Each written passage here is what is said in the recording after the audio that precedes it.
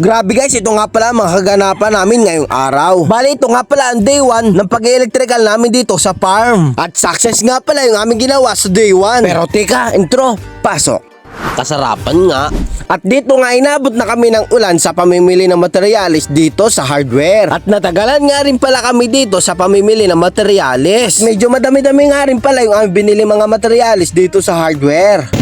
Bali guys, sinapot na kami dito ng ulan sa pag-aantay sa materialis namin, nagagamitin sa pag-wiring.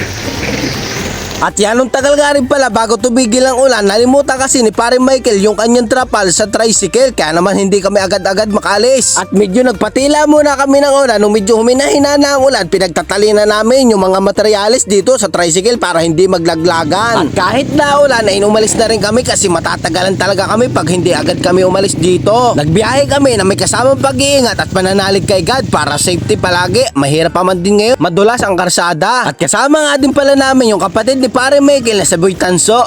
Joke lang. At di rin nagtagal, nakarating din kami dito sa spot ng aming paggagawa ng electrical. At pagkarating nga namin dito ay hinakot na namin yung mga materialis papunta doon sa dulo ng farm, kung saan ay doon kami gagawa ng electrical. Magkakabit kami ng ilaw, outlet at breaker. Bali 30 ilaw nga pala yung aming ikakabit dito. At shoutout nga pala dito kay Rayad Vlogs. Mag-iingat ka po palagi, idol. God bless at maraming salamat po sa iyong suporta.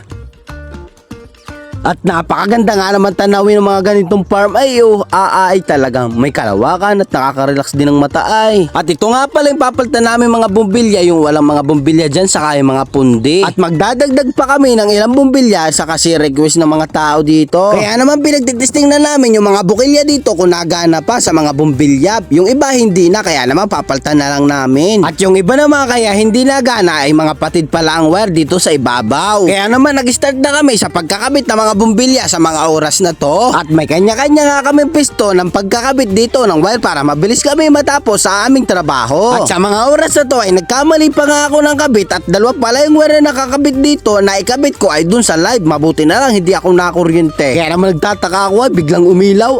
Ay kay naman. At ito naman si Tanso Vlog ay pinagkakakabit na yung mga patid na wire dito sa ibabaw para matistingan lahat ng bukilya kung nagana pa. At pagkatapos niya nga ikabit yung mga patid na wire sa ibabaw ay pinagkakabit na niya nga ito mga bumbilya sa dapat sa pagkakabitan. Pinag-aayos na rin namin ang mga pisto na mga ilaw dito at patitistingan namin mamaya kung nagana. At kinabit niya na rin dito yung mga line 1 at line 2 na mga bumbilya. At ito nga pala yung mga kinabit namin. Aba ay ayos yan. Titistingan na nga namin ngayon kung nagana. Ayun, success ay gana, ay nakakatuwa, aray. At ito nga pala yung bandito na gagawa namin, wala pang wiring yan, lalagyan namin. At maraming salamat sa iyong panonood. See you on day 2.